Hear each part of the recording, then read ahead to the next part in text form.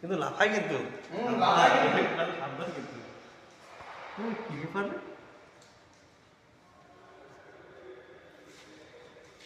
এ কিন্তু লাউডোগার লাউডোগার মাল।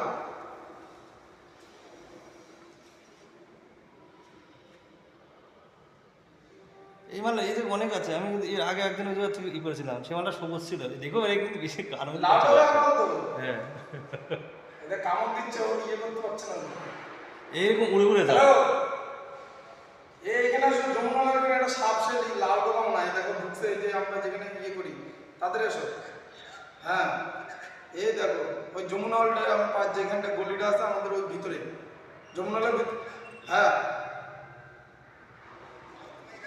লাউডোগা আসে লম্বা, আসে লিকলিকে যেটা।